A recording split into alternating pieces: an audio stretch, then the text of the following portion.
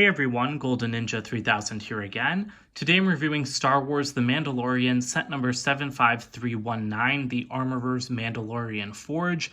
This has 258 pieces, 3 minifigures. It's for ages 8+ and it retails for $30 in the US.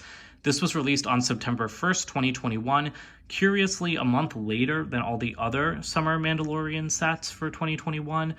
And honestly, I thought that this was going to be a slam dunk set doing this location at such an affordable price point, but I really have some significant issues with this. So first up, we've got Din Djarin, the Mandalorian himself. I love the Beskar armored figure. This has come in multiple sets now since first appearing in January 2021. He's got awesome arm printing, the regular built gun, but in this set, he comes with a jetpack. I'm really glad that we finally get a variant with the jetpack, and I think it looks really cool.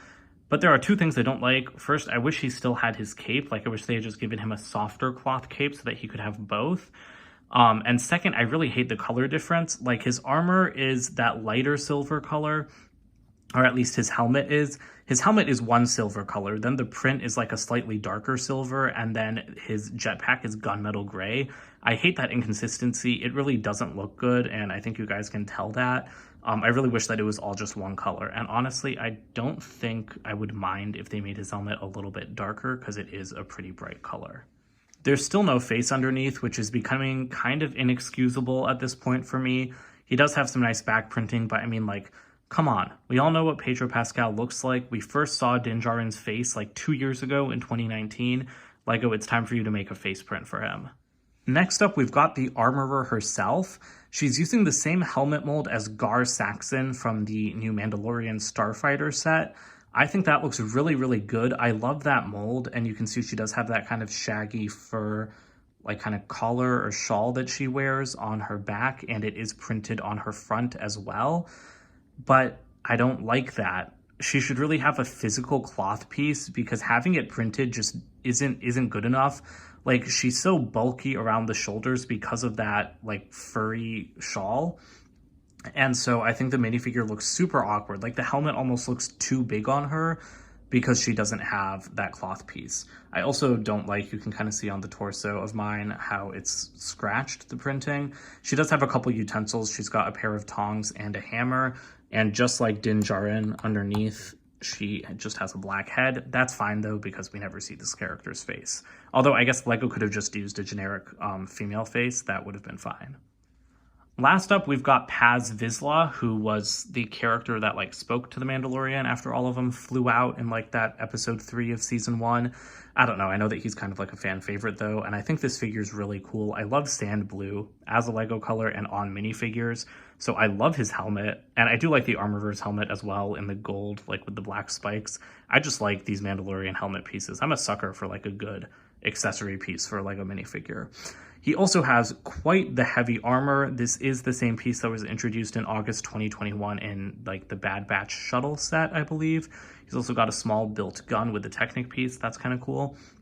And he has this whole attachment on his back, which is, I guess, just supposed to be his jetpack. It's pretty elaborate, though. I'm not a huge Star Wars fan. I didn't really pay attention to this character in the show, but I guess it's cool, and you can put other stuff there if you want, and he does have a print on that side as well. Underneath his armor, he's got that same print just on his torso, and then he does have some nice back printing as well, and no head, of course, although this character was played by Jon Favreau, the creator of The Mandalorian. Here's the build itself. This is, just another one of those $20 to $30 Star Wars location sets, which I do really like. I like buying Star Wars sets, but holy cow, for $30, this is such a tiny build.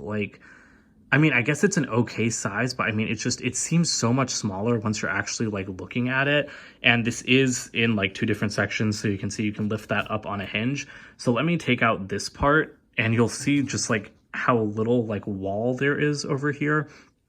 I don't know. Now that I'm reviewing it, even after I built it, I didn't feel like it was this small.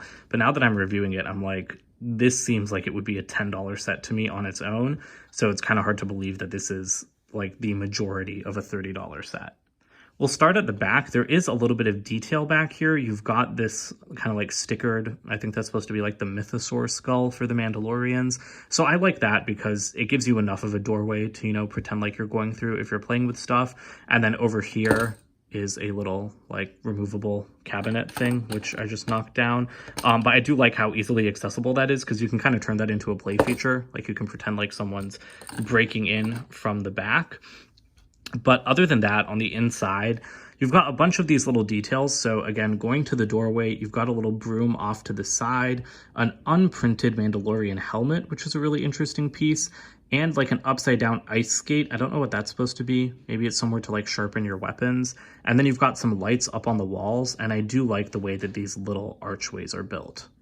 On the left side, meanwhile, you've got some stickered consoles and a printed Mandalorian like hologram piece. That's really cool, although of course I would have loved a molded one following in like the footsteps of the Palpatine and Leia ones. And then if you pick this up, you can see that in here is some more tools for the armorer, including like a larger set of tongs. I don't like that. I hate stickered utensils like that. That's something that we see in Friends sets. That's not something I should be seeing in a Star Wars set. I really would have liked it if this had been like actual storage for like the tongs that she's already holding or some kind of physical accessory. I just think it's super lame to have a cabinet like this thick that just has a sticker inside it. I do like the printed control panel though, and you can open this up and you've got a couple of things in these crates. You have a piece of Beskar, a little pistol, and a thermal detonator. Off to the left, you've got another little area. You've got another Beskar ingot, and then you've got like some kind of fire thing. I don't remember what this is in the show, but you've got a lever here. Like, is this to melt it down? No, because that's what like the center of the build is for. So yeah, I don't remember what that's for, but hey, it's cool. And you know, you've got this little like Technic beam holding everything up, but I really don't like how these things can move so easily. It just gets them knocked out of alignment really easily, and I wish that they stayed a little bit firmer. Next up, we've got the central section of the build. This is where you would come in through the doorway, so you can take the armorer and I'll just take off her accessories and you can have her sit at the table, and then like the Mandalorian can come sit there. I think that that is a really good look, and you know, that was, you know, an iconic thing from the start of the show. I don't know what that's supposed to be. Again, maybe just more like Beskar. But yeah, I think that that works pretty well. What doesn't work quite as well is this thing here. So yeah, this is where she melts down the Beskar. You can have her stand here and actually hold on to this little like rod, which has a Beskar ingot in it. But I wish that, you know, well, A, I wish that you could have more Beskar than just like one in there.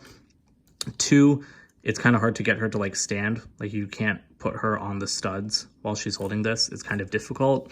And I think the fire looks good in the middle, and I do like the lights around it as well. But these are stickers, and they're extremely hard and extremely stupid to put on. I really hated them. It took me so many tries to get it right, and it wasn't even lined up perfectly. That should have been printed. In a set this expensive, like yes, it's got great exclusive minifigures, but this should be printed. You've got a bunch of clips around the side for detail, and then you've got this like cage thing hanging overhead, but it's slightly off-centered, which does irritate me. Like, I don't know how you would get it perfectly centered, but it's just slightly off by like a millimeter, which annoys me. And you can swing it around, but you can't like bring it closer or anything. And like, yeah, I just don't really get the point of this.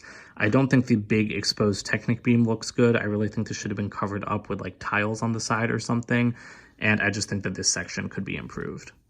So here's one last look at the build all together, and then let's move on to the wrap up. There are quite a few extra pieces for a set this small. The box for this set is a typical $20 box size. I do like the art, and then on top you've got the armorer, and on the back you've just got some of the details of the set. We've got a pretty basic instruction manual, although it is like kind of pretty tall, or like pretty big in like surface area for, again, a set of this size. At the back, we've got ads for the other 2021 sets, as well as a couple of the earlier ones. No Razor Crest ad though, which is interesting.